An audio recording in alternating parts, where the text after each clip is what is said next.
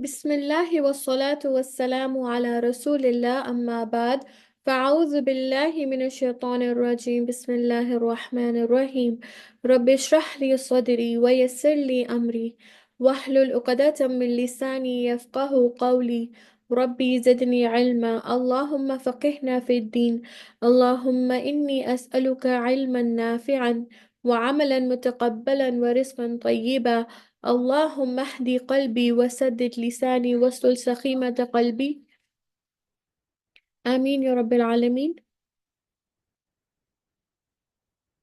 Inshallah. So before we begin, we will have a break mid class around 7:10, and this will be for the Maghrib Salah, inshallah. So we'll just pause in between for Maghrib Salah so everyone can go pray, and then inshallah, we'll resume the class. Okay, this is just a reminder.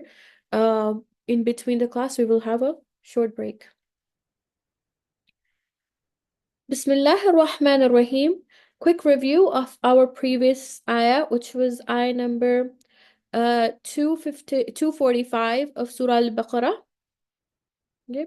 So this ayah talks about what Allah subhanahu wa ta'ala has given the name as loan or qard, right? So anything spent in the way of Allah is sadaqah, right?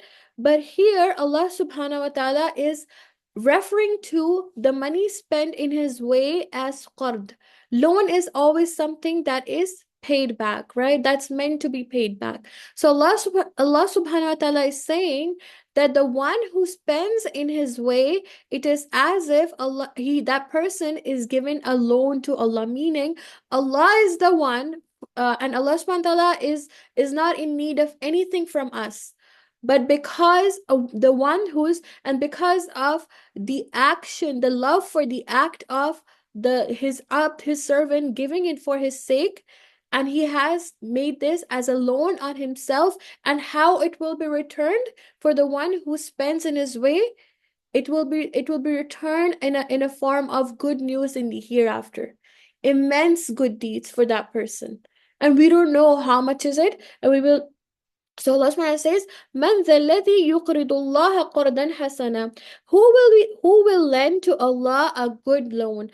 قرضا حسنا, as we described earlier, in our last class, has five things that make this qard. Basically, it is referring to sadaqah fi sabilillah, in the way of Allah, and this specific qard, or this specific spending in the way of Allah, is for His deen.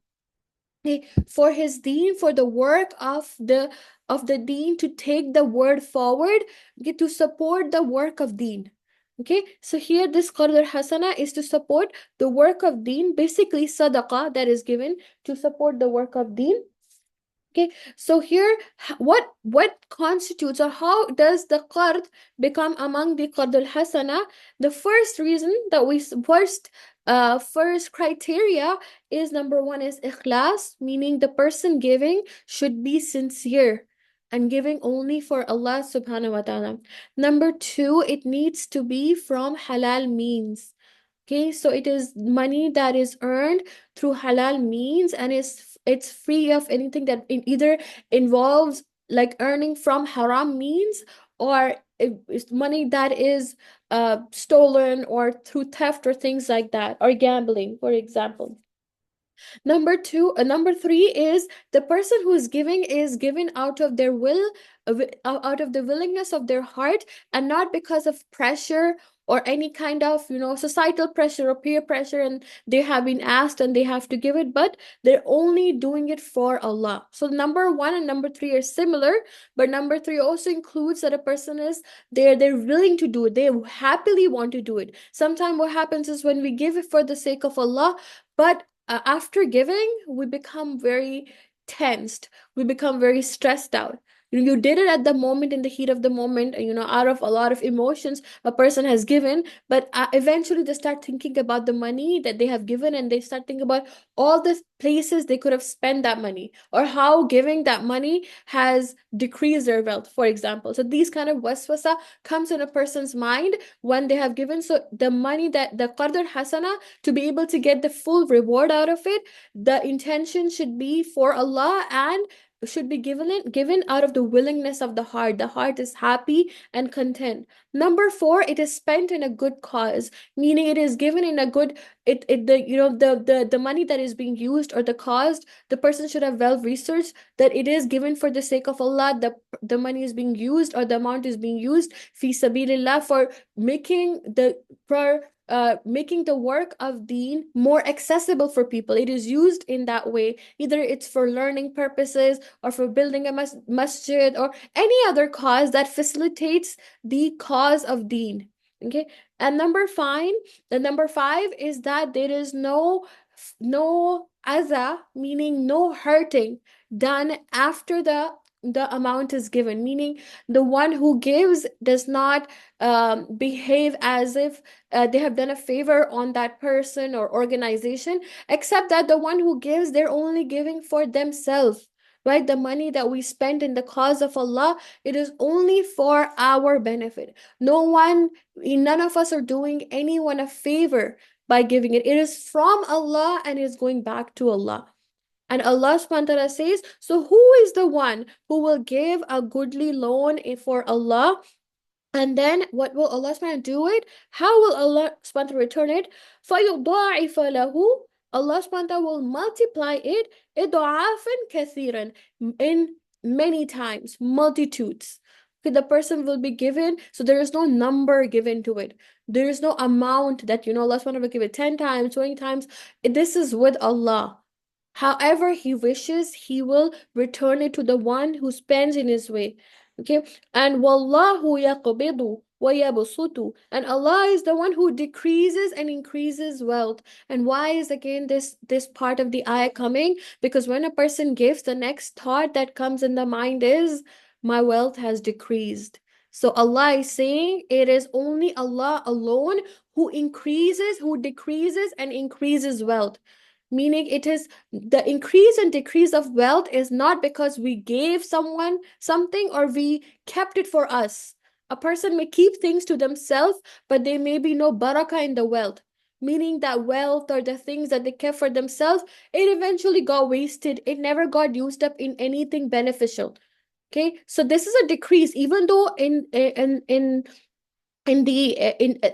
in the front, on the hindsight, this in front, it looks like as if the person has saved up because they didn't give in the way of Allah, but in the hindsight they've lost it because there's no benefit coming out of it, right? So here Allah is saying Allah is the one who increases and decreases wealth. Number one, also we understand from it the distribution of wealth. Okay, the risk is from Allah subhanahu wa ta'ala, and He distributes it among people however He wishes. He gives more to some and He gives less to some, right? The one who is given less, what is the command to them is to be content and patient, right? And the one who is given more, they have a greater test of how they're going to use it. They have greater questioning. In fact, the wealthy people will have greater questioning on the day of judgment because they have more mal. So how did they use their wealth? In the way the way Allah subhanahu wa ta'ala gave them. Okay. Wa ilayhi turja'un, and Allah is reminding that everyone will be returned to Him. Meaning the wealth of a person, right? A person has to return to Allah subhanahu wa ta'ala. What if the wealth went first to him? He anyways has to go back to Allah, right?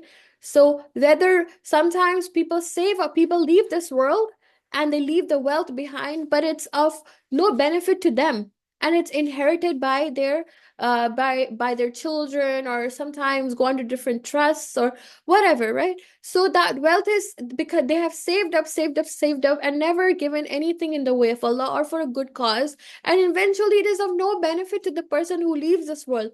But for a person who gives in the way of Allah, who gives it for Allah's cause, the wealth went first, and then the person is going back to Allah, and then Allah subhanahu wa ta'ala rewards the person in a reward that is in multitudes, that a person cannot know the amount of reward that will be received for the one who spends in his way.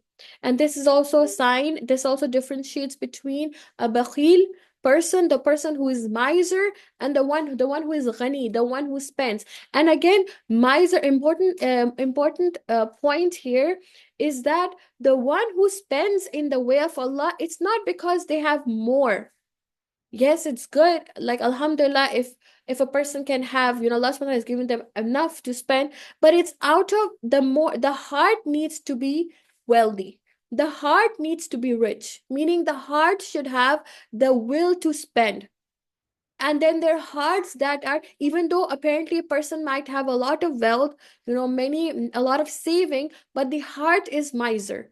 The heart doesn't want to do it. So here Allah subhanahu wa ta'ala is testing the hearts of people. The one who has a rich heart, per se, who has a giving heart, they will give despite of, even if they have a few dollars with themselves. And for a person whose heart is miser, then the person, even though they have a lot of wealth, they don't want to spend it. And for the entirety of their life, it no matter how much they earn or how much they've inherited or how much property they have, they will always feel they have less. And on the other side, the one who, even they do not have, materialistically a lot, and they don't have, but they will always feel that they have enough to survive. And this is the barakah. So important point to take away from this is that Allah, the one who spends in the way of Allah, Allah puts barakah, and the barakah is not only in the money or the wealth. Allah subhanahu wa ta'ala, returns, sometimes Allah subhanahu wa ta'ala returns it in the world, and sometimes Allah subhanahu wa ta'ala returns it in the world and in the hereafter. Of course, there's a guaranteed reward in the hereafter as long as the five conditions are met. But the one is person is only giving for the sake of Allah is insincere, but also the person may be returned in this dunya. And barakah meaning in their money, in their time, in their efforts, in their household. There's peace in the household, good relationship between family members, and this is all because of the spending of a person. Okay, so here Allah subhanahu wa ta'ala is emphasizing for the one who spends in his way. And this is where we concluded our lesson from last time. An important thing for us is to keep giving in his way, right? Every day an angel comes down, two angels come down, and one angel makes dua every single day. One angel makes dua for the person who gives in his way, and the one angel who makes dua against the person who does not give in Allah's way every day. So it's important that we're taking out sadaqah and charity every day, or every other day we're doing it. We're in a habit basically of giving for the sake of Allah. Okay, next ayah. So today's lesson, next couple of ayat talk about an important incident in the history of Bani Israel. Okay, so here previously we mentioned another incident, okay, in ayah number 243, where the Bani Israel, uh, they they were a group of Bani Israel. So just to recap, 242. So there was a qawm, 243, sorry, where these people were, they were Bani Israel were being attacked by the neighboring countries, the neighboring nations, and many of them were killed. And what happened was that some of them, the people decided, you know what, let's just leave our where we're living just so we can escape death. Okay, so they were being attacked and thousands were killed, and thousands of them left their houses just so they do not get killed. And when they left their houses, Allah subhanahu wa ta'ala caused them to die. Okay, where it means that when a person, and they left out of the fear that they would die, and Allah, even though they left their houses, Allah subhanahu wa ta'ala caused them to die. What we learned from that was that Allah subhanahu wa ta'ala can cause death at any time. He doesn't need a reason. So the one who is a believer should not fear death, right? So continuation, some scholars say it is continuation of the similar situation that was going on. So the next ayah. So here Allah subhanahu wa ta'ala talks about this. It could be the same people here. So Allah subhanahu wa ta'ala draws our attention to ayah number 246. Alam tara ila al-mala'i min bani Israila. Have you not seen those chiefs of the Bani Israel? So among them, a bit of history about this ayah is that We don't know how long after Musa alayhi salam this incident occurred. Okay, so it could be 1,000 years. Some scholars say 300 years. But khair, this event happened after Musa alayhi salam, hundreds of years after the passing away of Musa alayhi salam. And the Bani Israel were in hardship, as we highlighted in ayah number 243. They were in hardship, meaning they were attacked from different nations. And some of their people realized that, you know what, we need to take matters in our hand. We need to strengthen ourselves. Okay, so we need to become stronger as a nation. We need to, and what one of the ways is we need to fight back. And we need to appoint someone as a leader who can lead us, meaning who can lead us in the battle. So we have to fight our enemies. We cannot just sit around, and we have to change our situation basically. So here Allah subhanahu wa ta'ala says, Alam tara ila al-mala'i min bani Israel. Have you not seen those chiefs of the children of Israel? Bani Israel min ba'di Musa. And children of Israel, so a bit about it. The word, the name Israel is given to who? It's given to Yaqub alayhi salam. The word Israel means servant of Allah. Like you know how we have the name Abdullah. So similar meaning, same meaning pretty much in Hebrew. Israel means children of or servant of Allah. Servant of Allah, okay? And this title was given to Yaqub alayhi salam. Yaqub alayhi salam had 12 sons, okay? And including Yusuf alayhi salam, of course, and his older brothers and his younger brother Binyamin. So these were all the sons of Yaqub alayhi salam. So when you look at the history of Bani Israel, they had 12 tribes. 12 tribes, meaning all of these, each son means one tribe. Okay, so each of the son represents each tribe, and this was their history, and from them came the prophets. Okay, so from different of their sons, they came different prophets. And here we're looking at another. So from Musa alayhi salam and Harun alayhi salam came from the son or the lineage called Levi. That was the name of the son. And there was another son, the older one called Yehuda, from whom came many leaders. Okay, so these are different names of their sons of Yaqub alayhi salam. Okay, so here they were in a lot of hardship. This nation, the Bani Israel, were in a lot of hardship, and they decided that we should have a leader, we should fight back. Okay, so they came to one of their prophets. Okay, and it is said that we don't know exactly who this prophet was. Okay, some people say the name of the prophet was Samuel.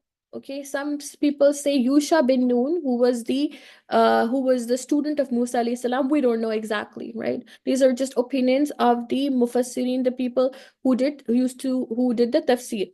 Okay, right, this is not important, but they went to their prophet, and they told the prophet, so how about, okay, so they said, so إذ قالوا للنبي, they said to their prophet, لهم ابعث لنا ملكا, so make us, why don't you appoint for us a king. So they went to their prophet and they're asking for a king, okay, and which will نقاتل في سبيل الله, okay, and we will fight in the cause of Allah.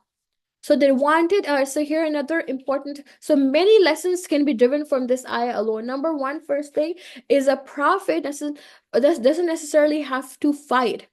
Okay, doesn't have to. Every person has different capabilities. And here they want someone who can fight in the battle, and everyone has different capabilities. Here, prophets came for the spiritual, upliftment of people and to give the message of Allah. And some of the prophets fought in the battles, and some did not. Okay, so if a person, so here we learn is that when it comes to leadership, or someone, everyone has different capabilities, and it should be given any person who is in lead can appoint someone else to do a certain task. And here they're asking the prophet to assign for them a leader who can help them fight the enemies. Okay, so when they made this demand, so they said, make for us a leader, okay, and this leader, what will he do? They will make establish organize the people. Basically, they were like, we need to get organized, we need to have an army, all of this thing. So this will be the task of this leader that is appointed. قال هل عصيتم and قال هل عصيتم إن كتب عليكم القتال ألا ألا تقاتلوا. and and he said, meaning the prophet said, are you not going to cover if ordered to fight? Meaning, what if the fighting is made obligatory for you, that now you need to fight, and then when it's obligatory, what if you don't fight? Meaning they're asking for something. And here we also learn the prophet knows the people. The prophet knows the nature of people, and he knew the nature of Bani Israel, the prophet at the time. And he said that, what if something was made obligatory for you, okay, and what if you don't end up doing it? Okay, so this is important too. A person has, when they ask something from Allah, or when they take up something, they take up a task. If a person commits to something, they should follow through, they should do it. Okay, a lot of times in the heat of the emotions, we join something, we join a course, we join a program, we join something, but what happens eventually, we lose that motivation, we lose that zeal to be able to accomplish something. Okay, so here he's giving them a hint or warning them, be careful what you ask for, because if it's made obligatory, you would have to follow through. And then their reply was, قالوا وما لنا ألا نقاتل في سبيل الله. And they said, how could we refuse to fight in the cause of Allah?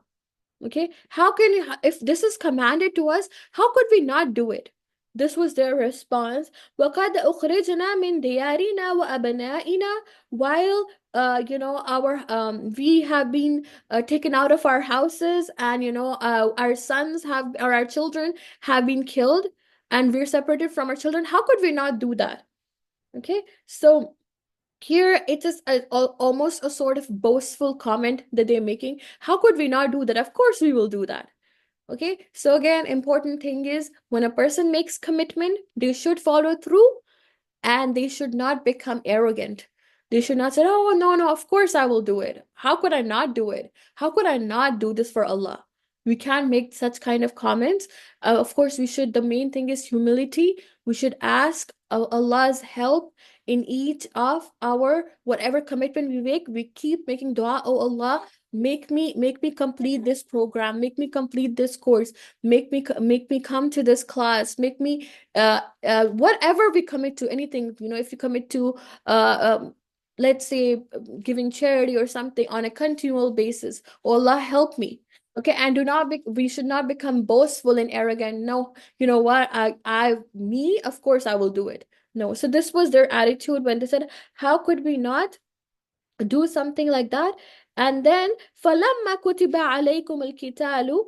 And when this qital, this fighting became obligatory on them, they had to fight. Okay, now they asked for a ruling. They asked for a ruling. Allah made the ruling. Allah gave them the ruling. And what did they do? تَوَلَّوْا. They turned away. They fled. إِلَّا قَلِيلًا مِنْهُمْ. Except a few of them. Okay, Wallahu alimun bil-zalimin. Allah is well aware. Allah has the perfect knowledge of those who are zalim. Who is a zalim here? A zalim is the one who has, here, what is the definition of zalim in this context? It is, zalim is the one who has asked for something, and that after getting it, they abandon it. Okay, so leaving of a fard is zulm. Leaving of a fard action is also zulm.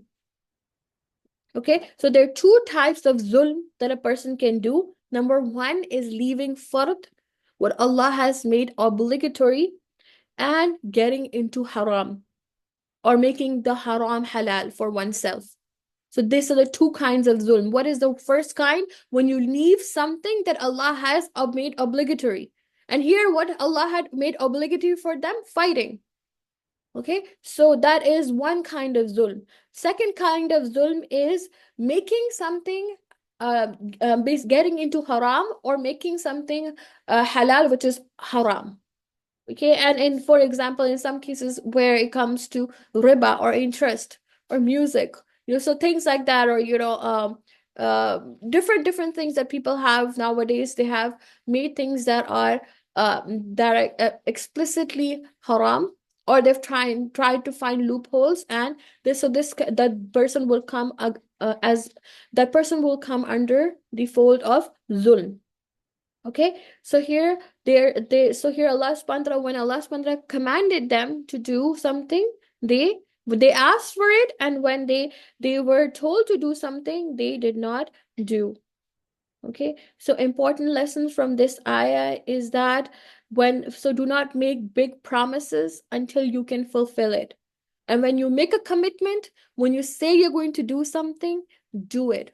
This is a sign of a believer, and a sign of a hypocrite is the one who breaks the promises. A hypocrite is the one of a hypocrite is the one who makes a promise, and then when they promise, they break it.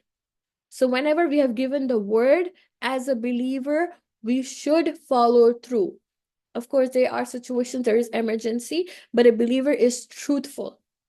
And when you have said you would do something, then we should do it and not come up with excuses for it. Okay, and then so inshallah bismillah, we will take a break here for salah, and then we will continue on to ayah number 247. So just 7 to 10 minutes of break here, inshallah, and then we'll be back with the next ayah. Subhanak Allahumma wa bihamdik, nashhadu an la ilaha illa anta, nastaghfiruka wa natubu ilayk. So inshallah, we'll be back.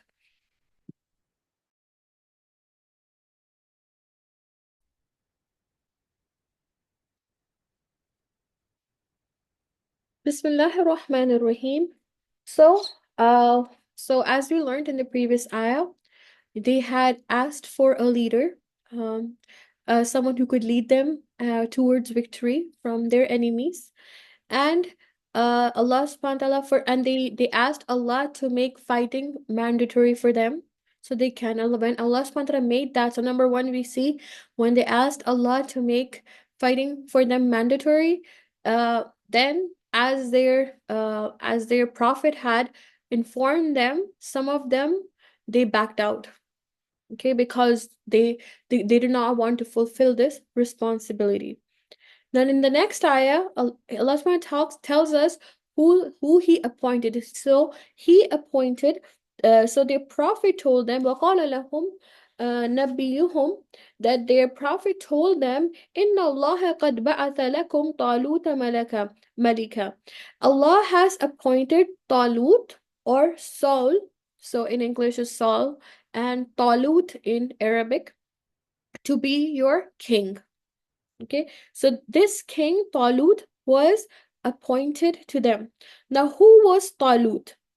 Okay, it is said that Talut came, so as we mentioned in the beginning of the class, Bani Israel, meaning children of Israel, and Israel was the laqab, or the name given to Yaqub alayhi salam.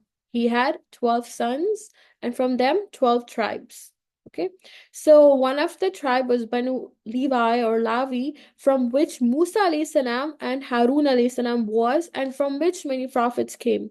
Then Banu Yehuda was the eldest son, and he was given leadership. Now, one of the sons was Binyamin. And if you know the story of Yusuf alayhi salam, he's the younger son. And he and Yusuf alayhi salam was from the other wife of Yaqub alayhi salam. Basically, they were not they were biologically full brothers. They were not half brothers. Okay, so he and his younger Yusuf alayhi salam's younger brother Binyamin. Okay, and it is said that the Talut came from Binyamin, and Bani Israel sort of looked down upon the youngest brother. And also, we learn in the story of Yusuf alayhi salam, when what happened, they blamed Yusuf alayhi salam first, And then they what they did with Yusuf alayhi salam, and then after that they blamed, when they met Yusuf alayhi salam in his court, what did they do? They blamed the younger son, that he is like that, he's also older brother. They didn't know it was Yusuf alayhi salam who they were talking to, right? From the story of Yusuf alayhi salam, when he was the king, right? They didn't know the king was Yusuf, and they kept saying that Binyamin is like that because his brother also used to be like that, and so on and so forth. So meaning the elder brothers didn't have much regard, or like the children from them did not have much regard for this the children that came from the youngest brother. And from here is Talut. Talut was, it said he was, the Mufassirin, they say that he was 30 years old at that time. So he was young, and he was very strong, physically strong, and he also had a lot of knowledge. He was very knowledgeable. Yeah, Allah subhanahu wa ta'ala had blessed him with a lot of knowledge, but he wasn't wealthy. So they had two reservations. Number one was that they did not like the tribe that he came from, and number two was that he did not have wealth. So when Allah, through the Prophet, appointed Talut as the leader to lead them in the battle against their enemies, okay, so they said, قالوا أن يكون له الملك, okay, how can he be our king? Meaning, how can Talut be our king? Okay. الملك علينا ونحن أحق بالملك. And while we are, some of us are more deserving of kinship that minhu than him. That we are more, some of us, or some of us, our other tribes, are more deserving of leadership than Talut. Okay. And what does he not have? ولم يؤت سعة من المال. And he does not even have wealth. So what happens is, generally when it comes to leadership or kingship, people always associate kingship or kingdom with wealth. The meaning the king should be wealthy. So they also have the thing that they should be wealthy. And if you look and compare with the life of Rasulullah sallallahu alaihi wasallam, what happened? The Quraysh, they had the reservations. They were like the Abu Sufyan, Abu Lahab. They were like, why were we not chosen as the prophet? Why was Prophet ﷺ chosen as the prophet? We are the chiefs, right? So it's similar. They had the reservation that why is he he's chosen as the king. And what we learn from this is that leadership in Islam is not through inheritance, or is not through money. Okay, so they said we deserve to be leaders. He doesn't even have mal. Okay, so some points about such nations. The signs of a declining nation is that they're short-sighted. They have shallow thinking. They are narrow-minded. They only see what is apparent, like wealth. Okay, so they would just see that Talut does not have wealth, and they would not see the skills that Talut has. So in the next part of the ayah, Allah subhanahu wa ta'ala tells why Allah has chosen Talut. قَالَ إِنَّ اللَّهَ اصْطَفَاهُ. He said, meaning the Prophet told them, replied to them, Allah has chosen him over you, alaykum, over you. Why? وَزَادَهُ بَسْطَةً فِي الْعِلْمِ وَالْجِسْمِ. Because he has been blessed with knowledge and stature, meaning strength. Why is Talut selected by Allah? Because of his knowledge and because of his physical ability. Okay, so what is the criteria for leadership in Islam? Okay, leadership in Islam is given through, to the one, number one, they should have the knowledge of the deen, and number two, they should have the physical strength, meaning both should come hand in hand. Okay, meaning knowledge should be there and the ability to implement the knowledge. Neither of them alone will not be helpful. Okay, if a person just has knowledge and no ability to act upon it or make others act upon it, then that person is not a true leader. That person should not be selected as a leader. Okay, and if a person has just the physical capability or maybe just wealth, but does not have the knowledge of the deen, then that person should not be selected as the leader. So because Talut had both of them, Okay, so here, and what we see again, the first sign was first in the previous ayah, they asked for the command to fight. They were given the command, some people backed out, they got scared. Number two, now the leader is appointed, they're not happy with the leader. They're not happy with who is being selected. And there's a sign of this is a sign of declining nation, the decline of Bani Israel. Okay, a progressive nations, they're forward thinking, they're free of prejudice and bias. So what if it's not wealthy? They look beyond the apparent wealth and material. They look at the ability of the and skills of a leader. And most importantly, they obey the command of Allah. Regardless whether they like it or not, they like the person or not. This is the command of Allah coming through the Prophet that needs to be followed.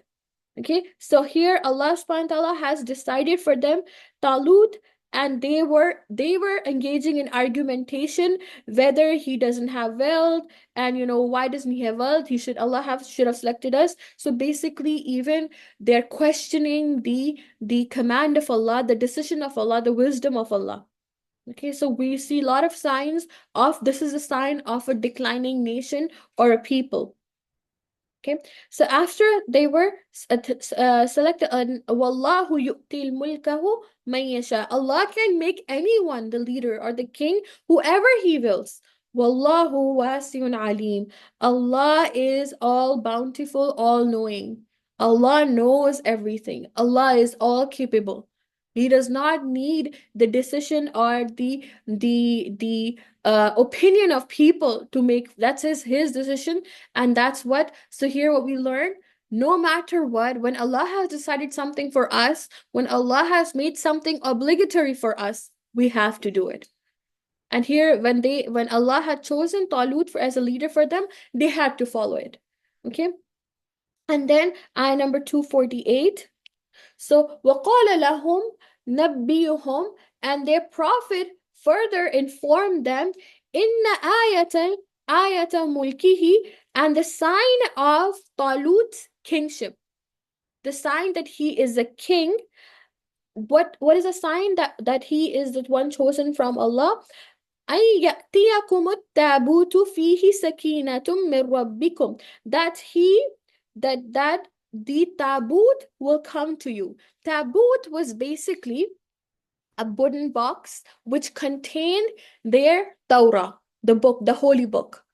Okay, so and this book, which was holy to them, this taboot was stolen from them.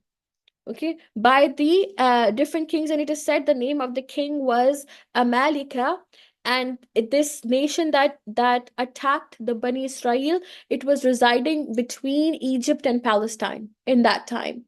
So between these two, there used to be a nation that attacked the Bani Israel, and they also took away the taboot. Taboot was a box that contained their holy book, the Torah. Okay, so, and what did the taboot? Containing reassurance from your Rabb. Fihi sakinatu min rabbikum, meaning the holy book. Okay, wa baqiyatum mimma taraka alu Musa wa alu Harun, and relics of the family of Musa and family of Harun. Basically, all of the scriptures that was given to them. Okay, tahmiluhul malaika, which will be carried by the angels, meaning the angels will bring back this book to you. The angels will be the one, they will be the ones bringing back the book. So firstly, why why the angels will be bringing back with them? The important lesson here is that when you accept the decision of Allah, what was Allah's decision here? That Talut will be their king. Whether they were in disagreement, they did not like it. Okay, so when a person or when they accept the decision of Allah, okay, and if it's not according to how they want, but they still accepted Allah and they're steadfast despite the difficulty, Allah subhanahu wa ta'ala helps the person through angels. The help of Allah comes to the person who is steadfast despite the difficulty. And sometimes the difficulty can also be a mental barrier, right? It can be a difficulty to accept certain decision by Allah. Here, this particular incident about accepting the Talut as the king, but in general in our life, it could be anything from the qadr of Allah. Things happen in our life that we do not like, there are certain hardship things, there are different roadblocks that, and they're difficult, but when person remains steadfast, person remains persistent, and the person doesn't complain, the person knows that this is from Allah, this is qadar Allah. So when a person accepts the decision and the decree of Allah, Allah helps that person through the angels. And here, the thing with the human being is that human beings are impatient and they want everything to happen according to them.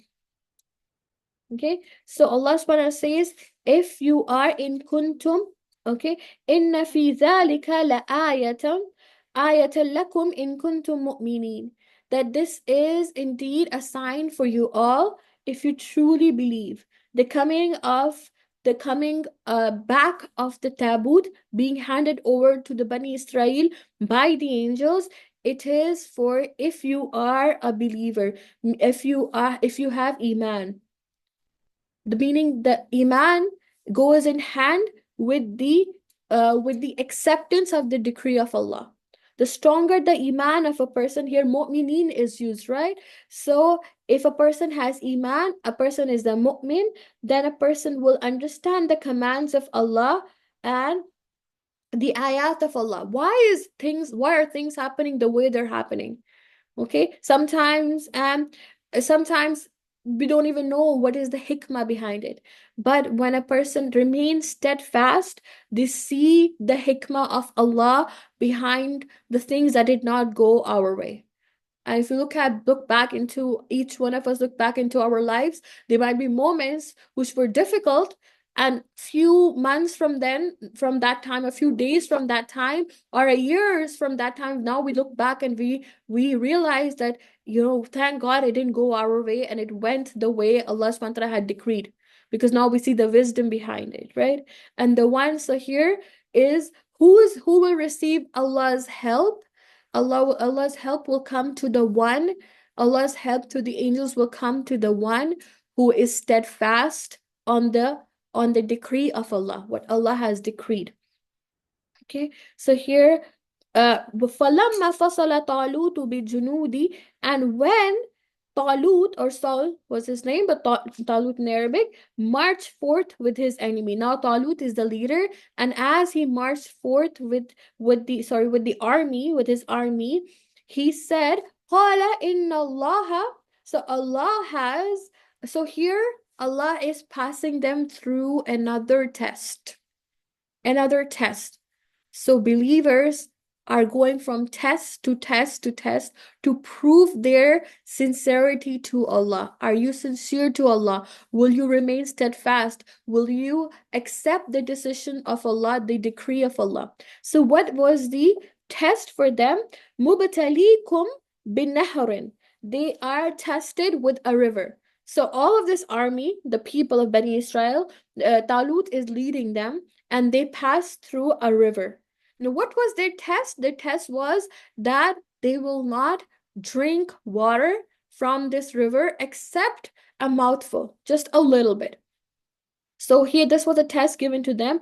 فَمَنْ شَرِبَ مِنْهُ, and then, so whoever drinks, فَلَيْسَ مِنِّي, whoever drinks from it is not from me. This is what Talut told them. They will not be a part of the army. And وَمَنْ لَمْ يَطْعَمْهُ فَإِنَّهُ مِنِّي, and so whoever drinks from his fill is not from me, and whoever does not taste it except a sip from the hollow of his hand, meaning like a handful of water, when you make like you curve your hand and you drink water from it, just a little bit, okay, just to quench the thirst, just a little bit, is definitely with me. So what happened then? فَلَمَّا جَاوَزَهُ, and uh, so uh, sorry so the إلا من إلا من اغترف غرفة بيده. So a handful of water. فشربوا منه إلا قليلا منهم فلما جاوزه هو الذين آمنوا معه. Okay, so when they all drank to their fill except for a few. And when he and the remaining faithful with him crossed the river, so basically, again, some of them failed the test.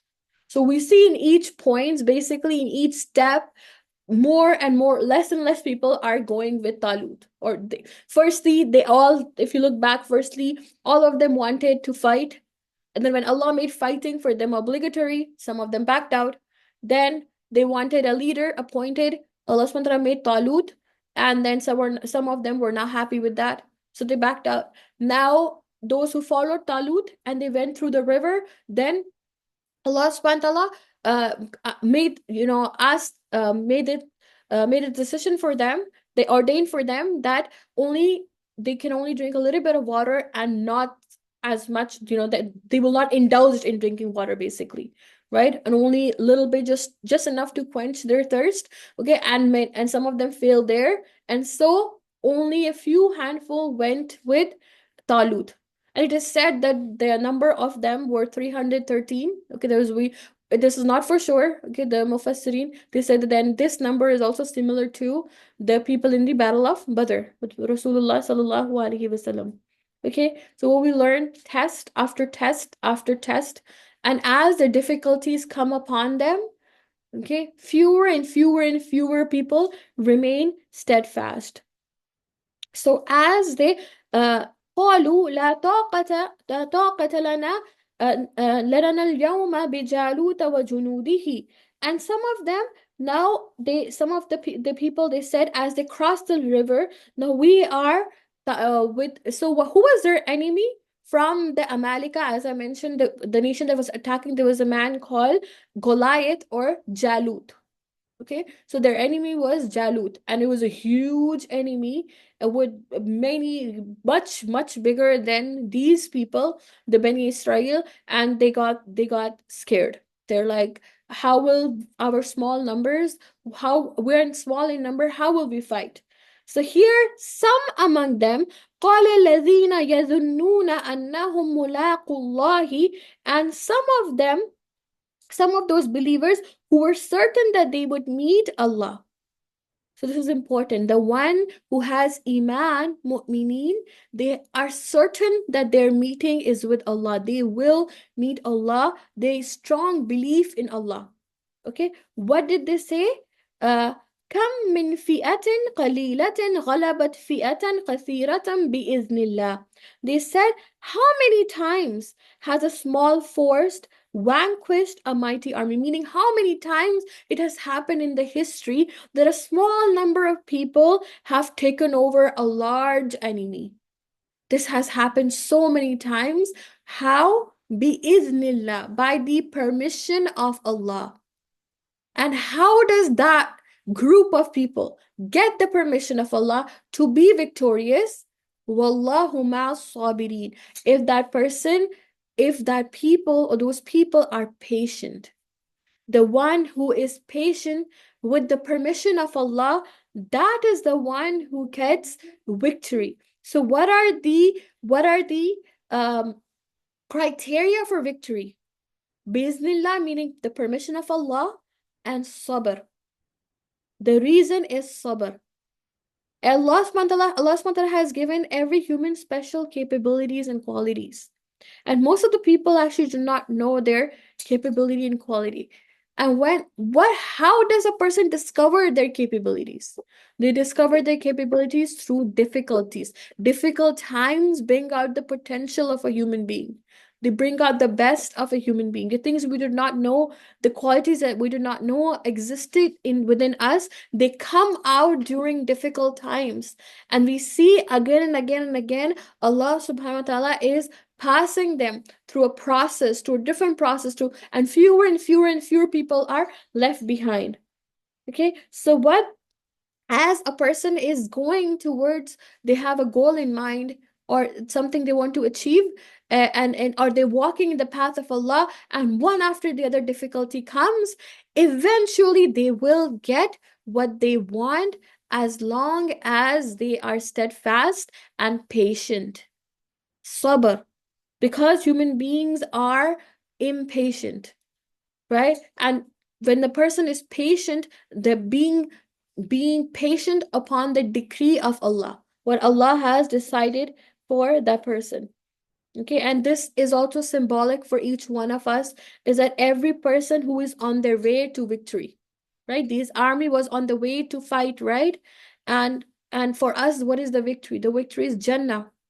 For us, the success is Jannah. But and what did they have to do in the when and they passed the river. So river was a test. For us, that river is the life of this dunya. What do we do with this life? They were asked to just drink a little and move on. So what we have to do? We cannot engage and sit in that. They were not those who sat behind in the river, enjoyed, bathed, drank from it and relaxed. Maybe it's hot, we need to chill. What was their end? They never got to the destination. So what we learn from this are people who pause and start enjoying the luxury, start enjoying, I will just do this, I'll do this tomorrow. No, I'll do this later. Or when I grow older, I'll do it. Now I will start learning this way. I'll start doing certain actions. No, the time is now. When the test has come, this dunya is a test. We cannot pause and chill and relax behind and then wait for when the time is too late, but the death is too near. When the person's on their deathbed. So here Allah subhanahu wa ta'ala, this example for us is for us to reflect that when things come in life, do not sit and indulge and do not start taking in the easy way out and start enjoying the luxuries, but rather strive in the path of Allah, because true success and happiness and victory lies in the hereafter. Okay, so these challenges, these awaken a person. Okay, so when Allah puts us in difficult situation, do not get frustrated.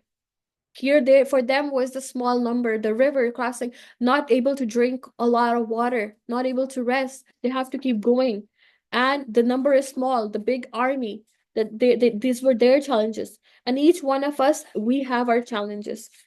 So those who remain steadfast, what happens to them? They're victorious and they get the help of Allah. So again, in difficult situations, there are only two possible reactions, either patience or impatience. The one who is patient, Allah says he is with the one who is patient. So patient what is patience? It is to accept the decree of Allah. What Allah has, Allah is the all-wise. He's the one who knows better. He's the one who knows the best for us because he's our creator. He knows what is best for us and when we should get what we want. When is the right time to get, or in fact, if we need to get it at all, if we need it in our life at all. Okay? So here, this sabr is the one is not sabr is for the one who is leads to victory. Sabr leads to victory, and it is to be remain steadfast even when things don't go our way. Okay, so inshallah, bismillah, we will end our lesson on this ayah, this important incident that we learned so many gems from, so many lessons and things to ponder upon from this incident, and there is more to come from this story, right? But one important thing that we see is step by step from when Allah subhanahu wa ta'ala will bring, when you pass one test, Allah will bring another test, and then Allah subhanahu wa ta'ala will bring another test, and this is how the dunya is. And just because a person, it's not that the one who does not have iman, do they not have any tests? Of course they have tests. Non-Muslims also have tests. Everyone has tests, right? But the one who believes in Allah, these passing of tests brings contentment in the heart. While the one who doesn't have iman, their difficulties cause them to become frustrated, restless, complaining, ungrateful, depression, and a lot of negative emotions come. But the one who has iman, the difficult situations, that person is able to strive through, follow through, go on to the next step, and in this process they're getting closer to Allah. And the heart is not restless. The heart is content. The heart is calm. The heart is closer. Even with the whole world, there's war happening around them, but they are calm and steadfast and grateful to Allah. Okay, so a lot to learn and ponder from this lesson from today.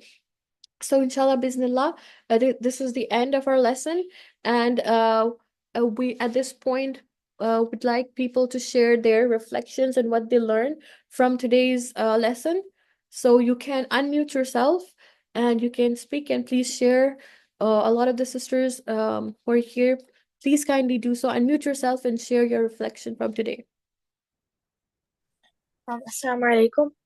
Walaikum assalam wa rahmatullahi wa barakatuhu. I learned that it's important to when you make a promise to keep it and to only commit to something that you can stay committed to, because we see that like the Bani Israel, like most of them didn't like actually commit to what they said they would, and like that's a sign of like them being like uh like a sort of like a lost and like misguided like tribe. Mm-hmm. Mm-hmm. And that's a sign of a hypocrite. The one who cannot keep up this is a sign of hypocrisy, right? Those who do not keep up their commitments and promises, who break the promises. Yes, anyone else? Sister Naomi, Hamim, Assalamualaikum. Walaikum salam warahmatullah. Yeah, I think it's just important to have that trust and contentment in Allah's decisions, because sometimes when we really want something, and then it doesn't happen the way we want it to, but there's always some masliya behind why you didn't get that specific thing, and sometimes like later you realize why you didn't get it. So it's important to trust in Allah's decision. Mm-hmm. Yes. Any other sister? Sisters who have joined today, Sister Sarba. Assalamu alaikum. Walaikum salam warahmatullahi wabarakatuh. So, I think it's very important to understand the meaning of patience, as you mentioned, which, if I talk about myself, it's not about just being quiet and piling up inside, but it's more about accepting the decree of Allah and the situation and then moving on. I think that's very important for all of us to really understand the meaning of patience. It's not just keeping quiet and getting frustrated and piling up all inside ourselves. It's more about acceptance and then moving on. Mm-hmm.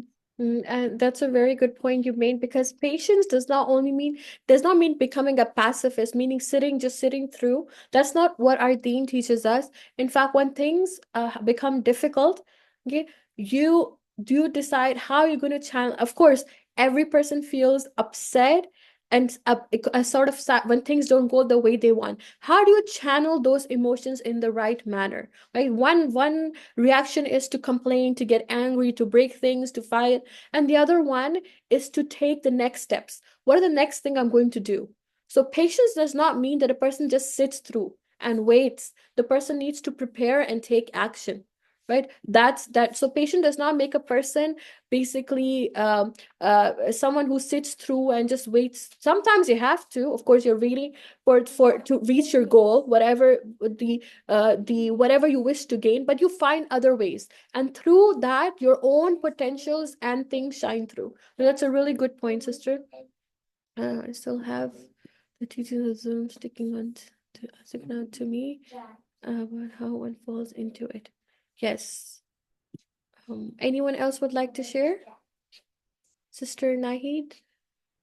Assalamu alaikum. I just think that uh, sometimes, it's s- for sabr, I'm saying that sometimes things don't work your way. You don't need to overwhelm yourself. Find a better, way of taking it into a right direction by doing something else. So you're not focused on what is not happening right for you. You Mm-hmm. have just diverted your attention doing something better.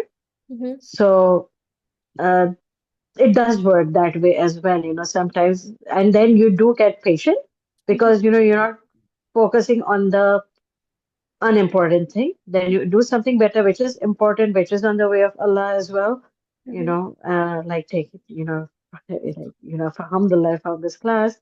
So, I have I am, doing something better in my life, and, uh, it's for Allah subhanahu wa ta'ala, and inshallah, you know what, we all learn from experiences, Mm-hmm. and be it parenting or, living life, this is a partial life, but uh, Jannah is our, akhirah, and Mm-hmm. we have to have we do have to live in this world as well.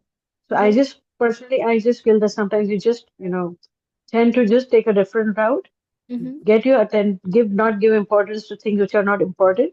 That kinds of gives you stubborn of doing things better in your life. Yeah. And Jazakallah khairan, sister.